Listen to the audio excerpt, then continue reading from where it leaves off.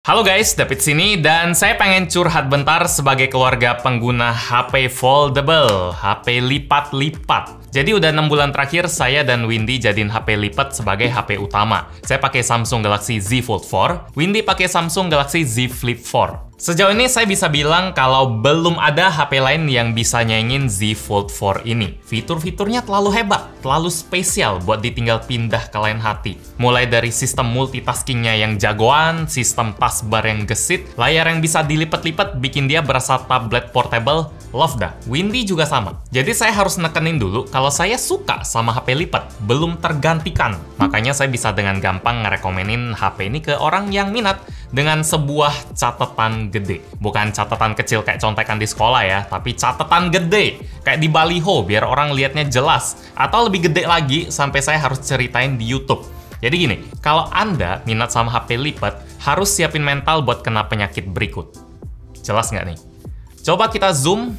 Ini jelas ya. Terus 2 hari kemudian dia mulai nyebar jadi kayak gini. Dan 2 hari kemudian lagi dia udah full evolusi jadi kayak gini. Anti goresnya ada gelembung, saudara-saudara, di Z Flip 4-nya Windy. Saya sih udah nemu solusinya ya. Sekarang layarnya udah bersih mulus lagi, tapi proses biar layarnya bisa kayak gini itu lumayan nyebelin. Nanti saya ceritain. Saya mau infoin dulu kalau penyakit anti gores yang ngegembung gini bukan kasus langka ya. Nggak perlu panik dan ngerasa jadi orang paling sial di dunia. Udah beli HP mahal-mahal kok layarnya gini sih. Ini kasus yang umum. Saking umumnya di Galaxy Z Fold 3 yang dipakai Windy tahun lalu pun ini kena penyakit yang sama. Kalau ini belum saya ganti sih, jadi berasa ada goresannya. Punya 3 HP foldable, udah 2 yang kena, dan saya nggak bisa jamin kalau Z Fold 4 saya yang sekarang aman, bisa aman terus. Kalau misalnya Anda nebak, Windy pakainya kasar kali bang. Ayolah, dia pakai HP-nya sampai kayak gimana sih? Ngegame kagak. Seringnya buat pakai chat sama sosmed doang. Bahkan kasus Windy ini agak ekstrim. Dulu saya sampai sempet cerita di Instagram, dia pakai HP fold, tapi layar utamanya jarang dibuka. Lihat menu makanan pun pakai layar depan doang, jarang dilipat. Ada suara.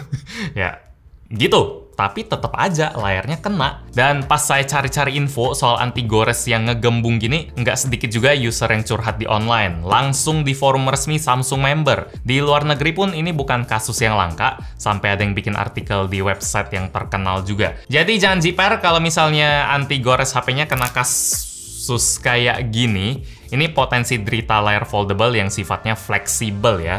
Bisa ditekuk kayak gini. Layar foldable yang tengahnya dilipat terus, ditarik ulur terus, kendor pas ditutup, tapi tegang pas dibuka. Sampai lem atau perekat anti goresnya nggak sanggup lagi buat nahan stresnya dan lepas. Kalau udah kejadian begini, saya peringatin jangan coba-coba buat neken gelembungnya biar dia bisa rata lagi ya. Saya belajar pengalaman ini dari video Wisnu Kumoro. Beliau ada ceritain soal kasus fold gelembung dia juga. Dan karena matanya gatel lihat gelembung di layar seperti manusia normal, dia tekan-tekanin deh, gesek-gesekin keluar biar rata lagi, ibarat kita lagi pasang anti gores di layar HP standar. Dan hasilnya malah jadi rusak permanen.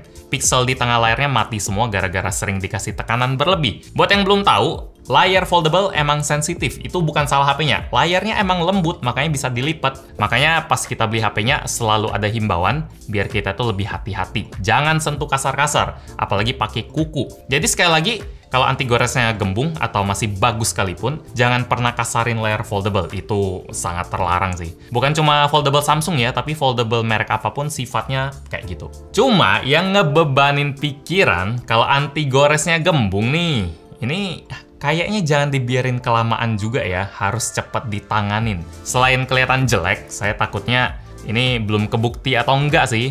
Kalau kita biarin semakin lama, nanti sisa lem di anti goresnya bisa narik-narikin layar foldable yang sensitif. Kayak yang barusan, pas kita tutup anti goresnya nempel, santai. Tapi pas kita buka, ada suara, dan itu kayak suara lem yang nempel terus kita tarik, dan berasa kan di kulit pun berasa kalau ada lem yang narik.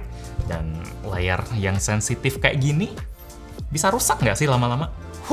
Ya jadi oke.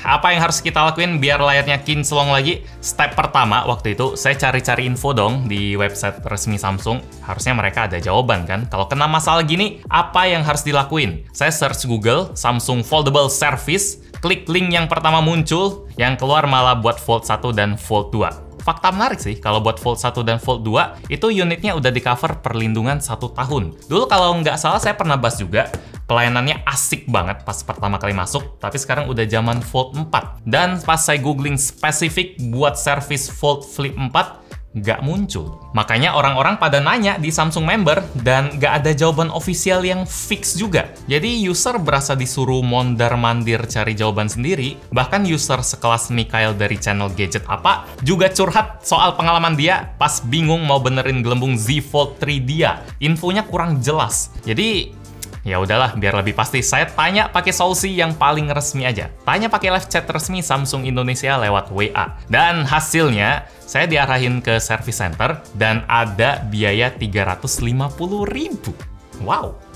Walaupun umur Z Flip 4 ini baru 6 bulan, tapi tetap harus bayar buat masalah yang umum yang nggak heran kalau muncul. Masalah yang udah jadi sifat bawaannya, nggak di cover garansi karena anti gores itu termasuk aksesoris katanya, bukan bagian dari HP-nya. Kan kesel anjir, ganti anti gores doang kena biaya, males banget rasanya. Jadi mending saya kasih duit saya ke seller di Tokopedia. Tenang, nggak ada endorse Tokopedia di sini, aman.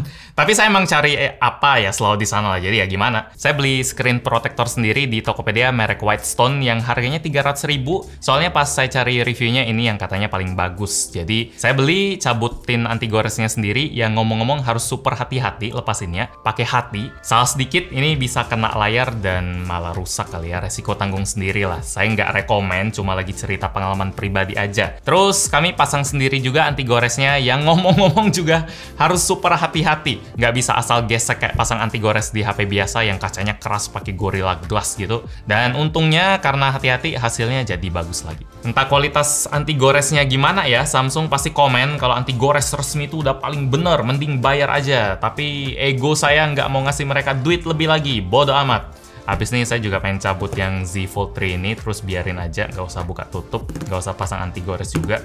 Ya semoga aman ya. Capek sih, kenapa Samsung ngasih pelayanan yang kayak gini buat pelanggan premium mereka. Z Flip ini nggak murah loh, Z Fold apalagi. Masalah anti gores, selembar plastik doang harus jadi ribet kayak gini. Mulai dari cari infonya sampai ke solusinya rasanya nggak memudahkan konsumen gitu. Awalnya saya nggak ada niat protes atau bikin video ini ya, saya pengen mikir positif aja. Mungkin saya emang lagi sial, karena waktu saya mampir ke marketplace Facebook, tempat orang jual foldable second-hand mereka, banyak kok yang kondisinya bagus. Mungkin orang yang curhat di online kayak saya cuma secuil dari puluhan ribu atau ratusan ribu user foldable yang puas, karena orang yang rugi itu jauh lebih agresif core-core-nya daripada yang aman-aman aja.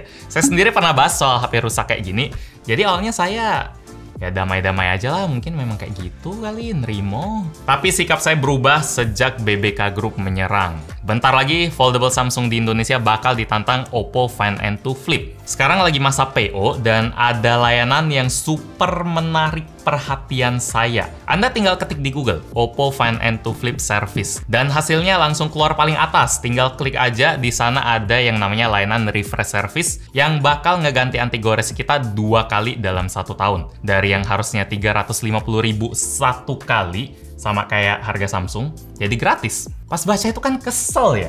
Berarti masalah anti gores gembung gini, ya buat Oppo udah biasa, mereka ngakuin kalau wajar anti gores foldable bisa gembung. Mereka nggak ngehindar cari alasan, sampai mereka berani jamin ganti 2 kali. 2 kali itu banyak loh, saking seringnya. Nggak perlu panik, solusinya jelas.